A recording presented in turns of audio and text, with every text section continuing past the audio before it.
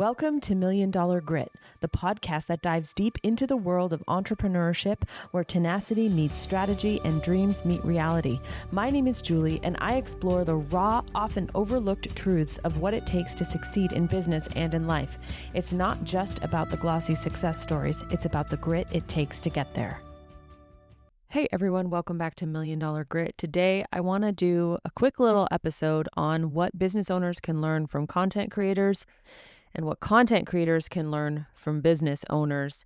The reason I'm doing this episode is because I have spoken to many content creators in the last week or two. This has largely not been my audience for the last 10 years. I would say 80% of my clients are business owners, and then they want to learn about funnels and offers, and they also want to learn about social media and ads. And about 20% of my clients have been content creators who want to monetize their following in some sort of offer. But in the last week, I would say I've spoken to about 80% content creators in my lead pipeline. And that's largely due to the fact that I'm getting a lot of traction on Instagram. And it got me thinking about what each side can learn from the other. You know the saying, the grass is always greener. I think business owners who are struggling with traffic and visibility look at content creators who have hundreds of thousands of followers and feel just really jealous and envious, like, man, what could I do if I had that kind of following? And I think content creators are doing the same thing with business owners. They're saying, well, I have all these followers and that's great, but I'm primarily making money through sponsorships and brand deals, and I'd really like to have my own thing. What's better? What's the right answer? Of course, you know me. I tend to not be black and white. There is no right or wrong. There is no better or worse. But I want to speak to the business owners first. When you look at content creators with hundreds of thousands of followers, they are doing something that you haven't figured out how to do yet. And you don't necessarily have to figure out how to do if you don't want to, but they have figured out how to speak to the masses. And business owners, when they're building a business, they are not necessarily speaking to the masses. In fact, that's a quick way to be invisible. It's normal to start your business to speak very niche, speak very specifically, and speak to solution-aware customers, people who already know what their problem is and they know what the solution is and they just need to take action and buy.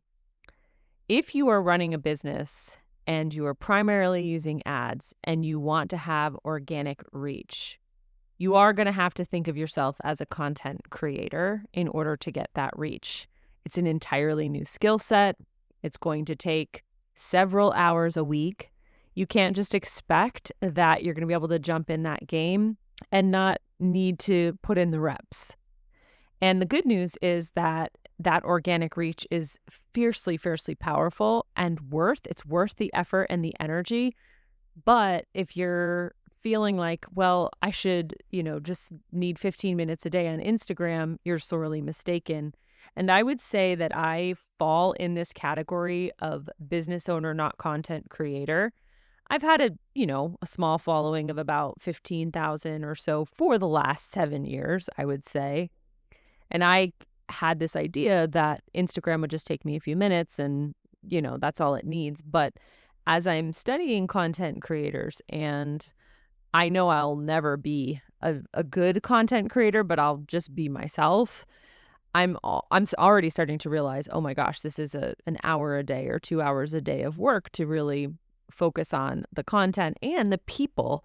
It's not just creating the content. It's also responding to comments and responding to DMs and, building stories and things like that. But it's a worthwhile endeavor. Now I want to speak to the content creators who are feeling envious of the business owner. They have something you don't have, and that is a body of work, an IP, a framework, a proprietary mechanism. And you absolutely want to have that in your arsenal, because if the algorithm changes or the platform changes, you don't want to be left high and dry. Instagram or TikTok or whatever decides your account isn't worth showing as much, You want to have your own email list, your own body of work, your own IP. This is also something that can transition you from just content creator into full-time media company business owner type status, where you're speaking on stages or you're getting book deals or you're getting some show or something like that. But in order to do that, you have to have something proprietary. And that is why taking advice from a business coach who primarily focuses on business owners is so valuable if you're a content creator, because I can get you to start thinking like a company, which is what the majority of my work does. I think each side needs the other side. Yes, organic content is going to help save you money on ads, business owners. If you feel like you're spending a lot on ads, the organic game is going to be a lot of time equity, but it can help lower that cost. Content creators, it is going to be uncomfortable to start selling on your account if your account is primarily filled with hundreds of thousands of people who only know you as a creator who have never been sold to. You're probably going to lose some followers. You're probably going to get some hater comments. But ultimately, to bring yourself more to the middle, and I think that's the point here. Business owners, we need to step up our content game, especially if we want to stop whining about the cost of ads. Content creators, we need to get more comfortable with selling and preparing our audience that we are here to make money, that we are here selling. We're not here just for free entertainment. And if we can push business owners and content creators both more towards the middle of the other person, you're going to end up with a more well-rounded and safe business, because business owners will have some organic reach in the event that ads start to cost too much. And content creators will have their own email list and their own body of work should the algorithm decide to mess you up. That is the value that I think is inherently to be learned from the other side. I do want to mention that, and I don't think anybody thinks this, but I've had a lot of calls this week, a lot of inquiries, and I keep telling everybody, if you want to learn how to go viral on social media, you want to learn how to grow a social media account, I am not the foremost expert on this. I'm getting better. I'm learning quickly, but I am not a content creator and I am not an organic, content queen. I'm an offers funnel business strategist. If you're a business owner and you have all of your offers and funnels dialed in, your marketing dialed in, the only thing you need is traffic, I may not be the best coach for you. You may be better served by hiring an ad coach or hiring a content creator coach.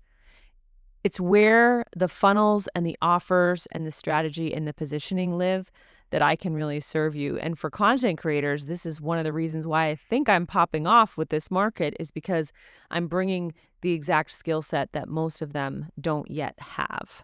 Anyway, I do want to say that for as envious as you are of the other side, there is drama on both sides. So just remember, the grass is always greener. You probably have more than you realize in your hands and untapped potential.